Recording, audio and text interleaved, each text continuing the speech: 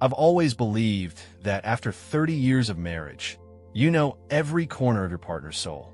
I'm Mark, 58 years old, and for 3 decades, I built my life with Sarah, 54, vibrant, and the undeniable center of my universe. Together, we raised our son, weathered life's ups and downs, and I always assumed that trust and loyalty were the unspoken agreements of our marriage. But lately, I've started noticing changes that have shaken the very foundation of everything I thought I knew. It began with little things, a new pair of expensive shoes here, a chic jacket there. I would catch a glimpse of Sarah adjusting her outfit in the mirror, her eyes sparkling in a way that was both unfamiliar and strangely distant. At first, I told myself it was just a phase, a renewed desire to feel good about herself as she embraced her age with grace. But soon, it wasn't just her wardrobe. The woman I married started spending more hours at the gym, hours that used to be our quiet evenings at home. Evenings that were once dedicated to family dinners or a simple night in front of the TV turned into prolonged sessions with friends. I remember one particular night when I was sitting in the dim light of our living room, waiting for Sarah to return. The silence was louder than ever. I tried to shake off the feeling of unease, convincing myself that her new routines were harmless. After all, she had every right to enjoy life and pursue her interests. But as the days turned into weeks, the frequency of her outings increased, and the secrets grew thicker with each passing day. I began to wonder if our perfect marriage was just a facade. Was it possible that the trust and loyalty I held so dear had been quietly eroded? Every text message alert on her phone, every hurried excuse to leave the house, sparked a new doubt. I found myself questioning if I was merely a relic of the past, a comforting memory for her, while she explored an existence that no longer included me. Now, as I sit here writing this, I can't help but feel a mix of nostalgia and confusion. The woman I fell in love with seems to be slipping away, replaced by someone I barely recognize. I'm haunted by the thought that our life together, which once felt so unshakable, might have been built on illusions. And yet, part of me clings to the hope that there's an explanation, a reason for these changes that doesn't involve betrayal. In the quiet moments, I replay memories of our younger days, wondering if I missed the signs or if I simply refused to see them. The trust that I thought was our strongest bond now feels like a delicate thread, threatened by every unanswered question. I'm caught in a whirlwind of emotions: love, hurt, anger, and the unbearable uncertainty of what tomorrow might bring. I know nothing is ever as simple as it seems. What started as minor shifts in behavior has evolved into a storm of doubts. And as I prepare to confront these unsettling changes, I'm left wondering if my perfect marriage was ever real, or just a beautiful lie that time is finally unraveling. I started noticing the details, a subtle, almost imperceptible shift in the atmosphere at home that sent my mind spiraling into a realm of doubt and unease. It wasn't just her new wardrobe or those longer evenings out. It was something else, something that manifested in strange, almost tangible ways. One evening, as I was sorting through some mail that had accumulated on the table, I found a receipt from a luxury restaurant, a place Sarah had never mentioned visiting. The check was pristine and formal, stamped with an elegance that clashed with our usual mundane dining routines. I remember the moment vividly. I held the receipt between my fingers, feeling its cool paper texture, and the realization hit me hard. This wasn't just a random outing. It was something deliberate. In the weeks that followed, I began to piece together more anomalies. There was the unmistakable scent of an unfamiliar perfume that would occasionally linger in the hallway, a fragrance that was sophisticated and expensive, a scent I had never encountered before in our home. It wasn't on her clothes after a gym session or on the sofa after a quick change. It was subtle, like a ghost of an affair I couldn't quite grasp. The more I observed, the more I noticed how Sarah's behavior had morphed. She had always been warm and engaging, but now there were moments when her eyes held a guarded look, a fleeting tension that she quickly masked with a smile. The long hours at the gym, the secretive texts, the late-night calls, Each piece of the puzzle added to my growing suspicion that something was very wrong. The final blow came unexpectedly. While cleaning out the attic one rainy afternoon, I stumbled upon an old key tucked away in a dusty box. A key to our summer house, a place we hadn't used in over 5 years. The house had always been a retreat, a quiet haven from the chaos of everyday life, and it held countless memories of laughter, family barbecues, and quiet evenings under the stars. But now, the key ignited a spark of suspicion. I decided to check the property, and what I found was unsettling. Signs that the summer house had been visited recently. Fresh footprints on the gravel path, a faint aroma of cologne mingling with the damp earth, and a light glow coming from one of the windows late at night. None of it made any sense. We'd left that place untouched, a relic of the past, and yet here it was being used like it was some clandestine getaway. That night, as I lay awake staring at the ceiling, 1,000 thoughts raced through my mind. I felt betrayed and utterly alone. I couldn't let this go on without answers. So, in a desperate bid for the truth, I decided to take matters into my own hands. I spent hours researching and eventually invested a hefty sum, $5,000, to install a state-of-the-art surveillance system in our home. I wanted to capture every moment, every detail that might explain Sarah's mysterious behavior. It was an expensive measure, one that I hesitated to take because it felt like an invasion of privacy. But the alternative, being left in the dark, was unbearable. I carefully positioned the cameras in strategic locations, covering every possible angle of our shared space. The installation process itself was surreal, as if I were setting up a stage for a drama I never wished to witness. Each wire I connected, each lens I adjusted, felt like another nail in the coffin of the trust one once held sacred. Now, as I sit here reviewing the footage, I'm caught between a tidal wave of emotions. The sting of betrayal, the ache of loneliness, and a burning need for clarity. Each camera recording is a silent witness to the changes that have stealthily infiltrated our life. I watch, sometimes in disbelief, as Sarah moves through our home with an almost unfamiliar grace, a grace that hints at secrets and hidden chapters of her life. I know that confronting these realities will be one of the hardest things I've ever had to do. But the surveillance system is now more than just a tool. It's my only hope for uncovering the truth behind the unfamiliar perfume, the luxury receipts, and the ghost of our unused summer house. Every day, I brace myself for what I might find in those recordings, for the possibility that the life I thought we had built on trust and loyalty might be nothing more than an elaborate illusion. I spent countless sleepless nights reviewing the footage, desperate to find some explanation, any hint that could alleviate my gnawing uncertainty. One evening, as the rain pounded softly against the window, I finally stumbled upon the recording that would shatter the remnants of my trust. I watched, heart pounding in my chest, as Sarah opened the door of our house, not to greet me, but to welcome someone else inside. Standing there, unmistakably confident and far too young for the life we once built together, was a man I later learned was named Chris. At 32, he looked nothing like the quiet, unassuming soul I had known in our life of shared memories. His presence, so incongruent with everything I believed about our life, sent a shock wave through me. The camera captured every detail, the subtle yet intimate glances exchanged between them, the way Sarah's hand lingered on his arm, and the laughter that filled the room, a laughter that, until that moment, I thought I recognized only from our family gatherings.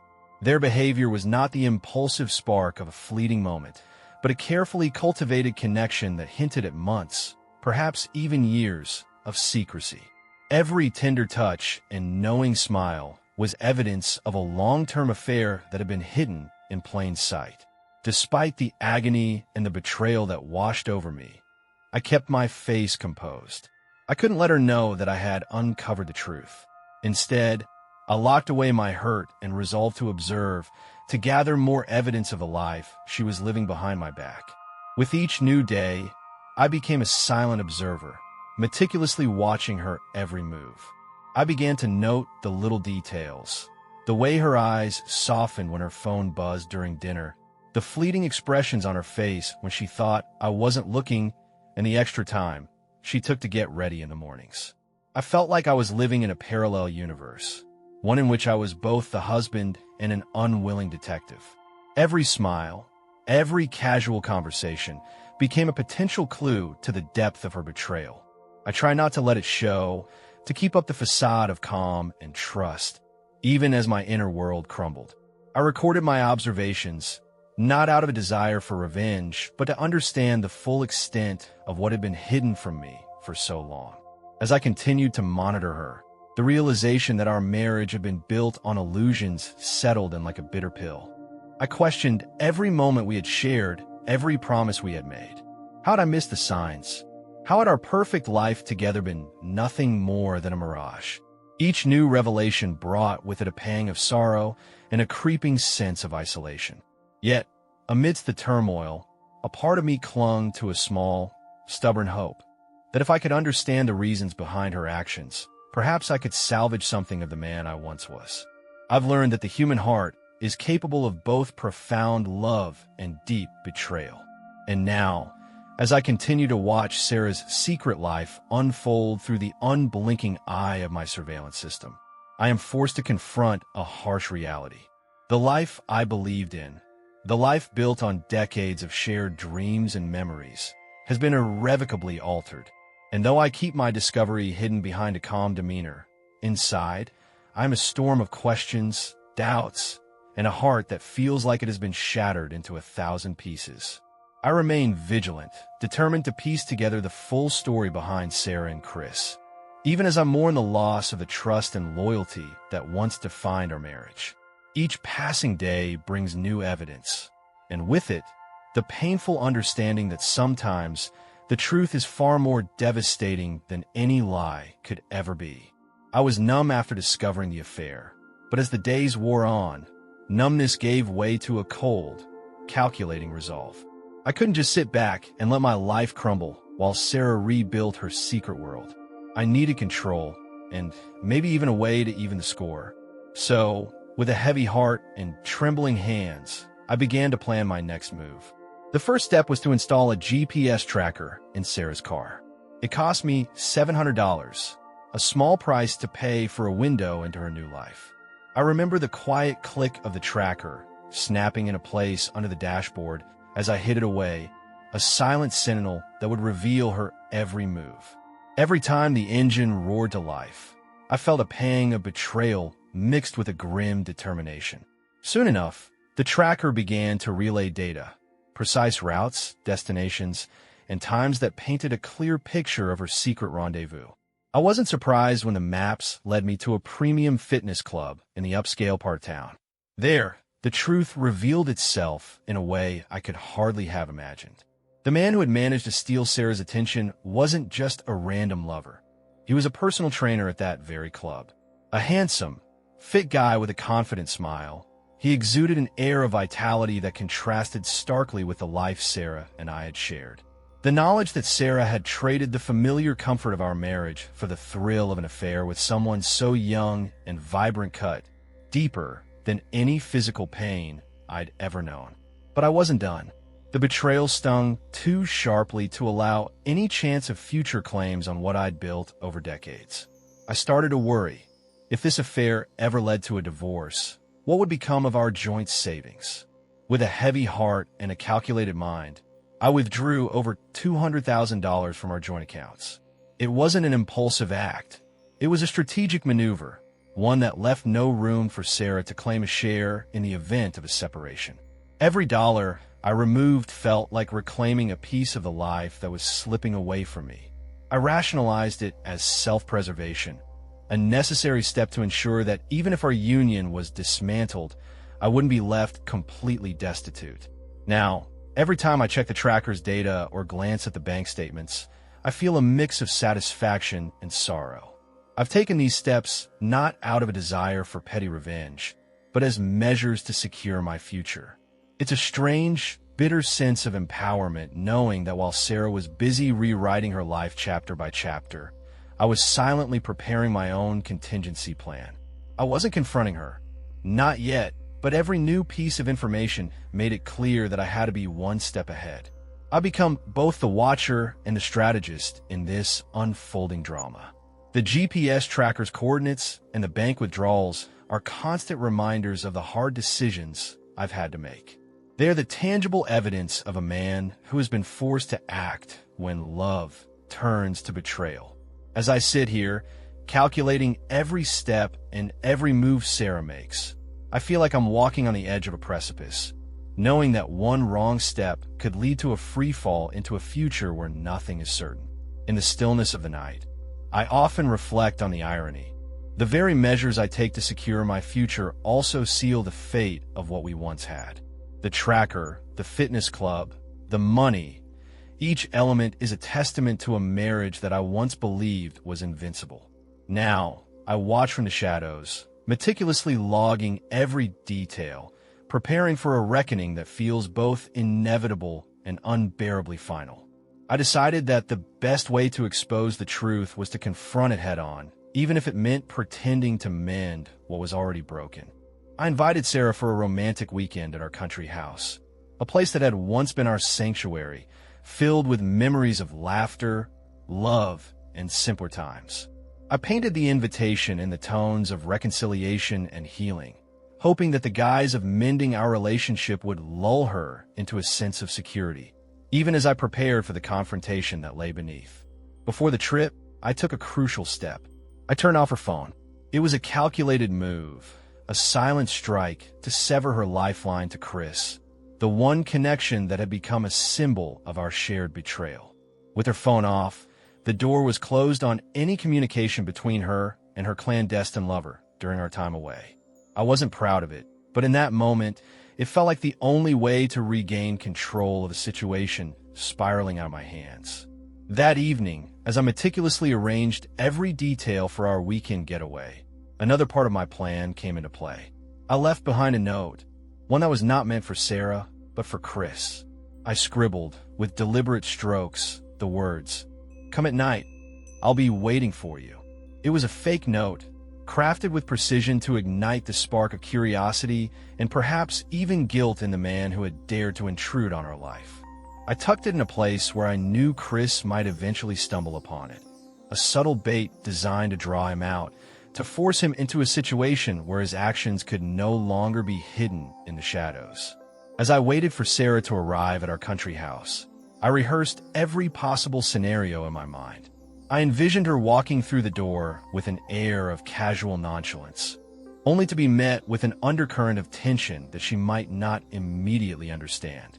I pictured the moment when Chris, drawn by the provocative message, would reveal himself, a moment that would bring our carefully constructed facades crashing down.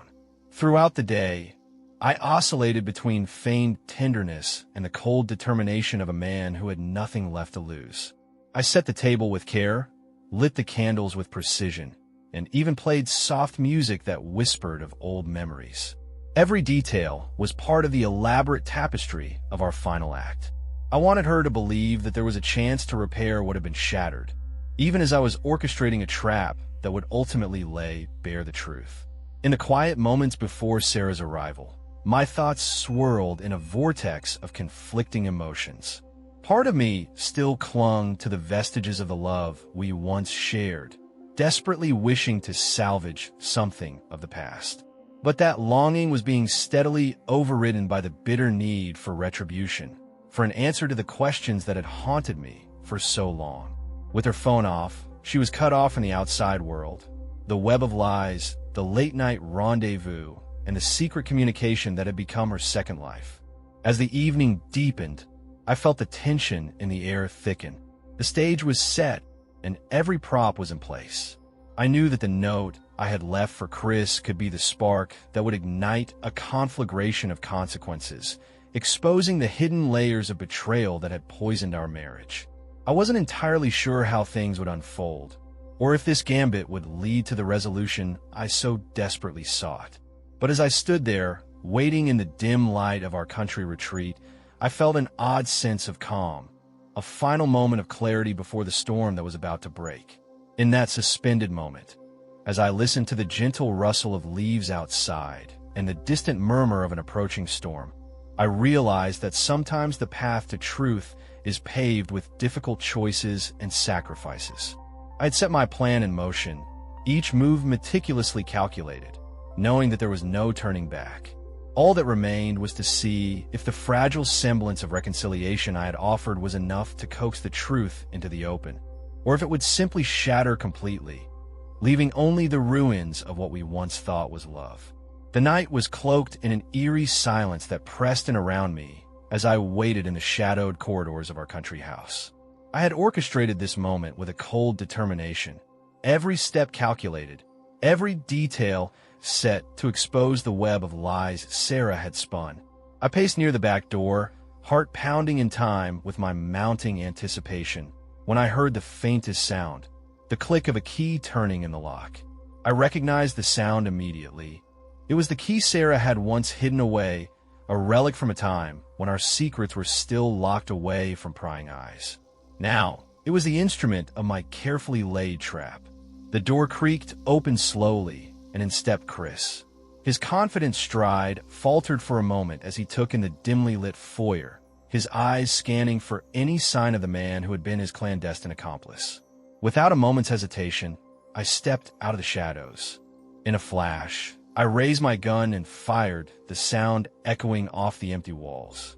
The shot rang out as if in slow motion, a desperate act of self-defense, a desperate cry for justice. Chris crumpled to the floor, his eyes wide with shock and betrayal. For an instant, the world stood still, and then I lunged for the phone, dialing 911 before the gravity of the situation could sink in.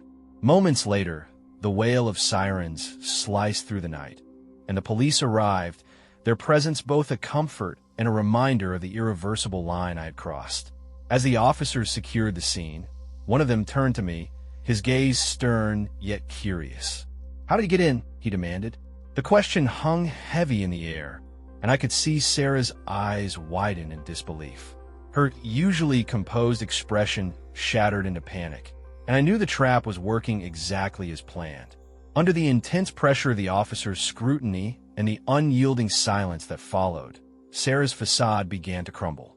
In a trembling voice, she finally confessed the affair, the hidden rendezvous at the fitness club, and even how she had secretly kept the key.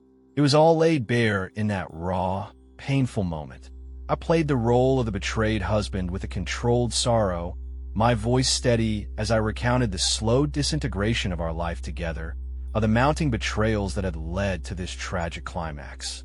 But as I recounted the events, a twist lurked beneath the surface, a twist even I had not fully anticipated. One of the officers, a seasoned detective with a penetrating gaze, began asking probing questions. "Why did you leave that note for him, Mark?" he pressed, holding up the fake note I had planted earlier. The question struck a nerve, and for a split second, I hesitated, realizing that this detail might unravel the narrative I had so painstakingly constructed. In that critical moment, Sarah's confession took a surprising turn.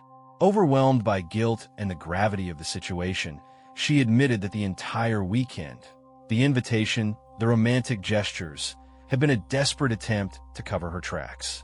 She revealed that the key had been her idea, a misguided ploy to keep Chris close, to ensure he would return when she needed him most. The confession sent ripples through the gathered crowd of police and onlookers, casting doubt on everything I had believed until that point. I maintained my carefully crafted persona of the heartbroken victim, nodding as if every word validated my sense of betrayal. Yet inside, I felt a storm of conflicting emotions, a mixture of vindication and a profound sense of loss that the man I once loved had been capable of such calculated deception. The detective's piercing questions forced us both to confront the tangled reality of our lives, one where love, betrayal, and revenge had converged into a single, irreversible act. By the time the officers began to process the scene and secure the evidence, the truth was out. The evidence of the affair was irrefutable, and the path ahead was fraught with consequences neither of us had anticipated. In that final, heart-stopping moment, as the flashing lights painted the walls with hues of blue and red, I stood alone, both the orchestrator of this tragic play and the broken man who had been betrayed. The night had given birth to a revelation that would forever alter the course of our lives. A revelation that no amount of planning or calculated moves could ever undo the scars left behind. And as I sat there, watching the officers gently place their questions on the shattered pieces of our once perfect world, I realized that sometimes the search for truth, no matter how painstakingly pursued, comes at a price too heavy to bear. In the aftermath of that fateful night, life unraveled in ways I could have never imagined. The court ultimately found me not guilty, ruling that my actions were those of a man forced into self-defense by a relentless cascade of betrayals. With the legal weight off my shoulders, I knew I had to rebuild a life that had been shattered by deception. The divorce was swift. With the evidence of Sarah's affair now inescapable, the judge granted me the dissolution of our marriage along with a fair, yet painful, division of our assets. I sold our country house for $1.5 million, a bittersweet transaction that symbolized the end of a chapter one once cherished. Most of the assets were awarded to me, a small consolation for the trust that had been so deeply betrayed. As I began piecing my life back together, I saw Sarah's world crumble. She lost everything: her husband, her reputation, and even Chris, whose fate was sealed by his own involvement. The whispers in town grew louder, and soon, Sarah became a cautionary tale of treachery and ruin. Her once vibrant presence turned into a ghost of regret, and she eventually left town, her attempts to reclaim a semblance of normalcy proving futile. I heard she tried to reinvent herself elsewhere, but the past clung to her like a shadow, and the scars of shame never fully healed. For me, though, this wasn't just an ending. It was a new beginning. With the burden of betrayal lifting gradually, I allowed myself to imagine a future that was entirely my own. I took steps to reshape my life, both emotionally and physically. I dedicated time to getting back in shape, fueled by a newfound resolve to embrace life's opportunities. I even met someone new, a vibrant, younger woman who reminded me that it wasn't too late to start over. Our connection was unexpected but genuine, a refreshing contrast to the memories of a love that had decayed under the weight of dishonesty. Every day, as I looked in the mirror and saw a man who was learning to heal, I felt a mix of sorrow for what had been lost and hope for what lay ahead. The gym became my sanctuary, a place where I not only transformed my body, but also found strength in the discipline and clarity it brought to my mind. With every session, I shed a little more of the old, battered self and embraced the possibility of a future filled with honest connections and genuine affection. I began to share my story online, in forums where others could find solace in the lessons of my painful journey. I wasn't proud of the revenge I'd taken, nor did I revel in the downfall of someone I once loved.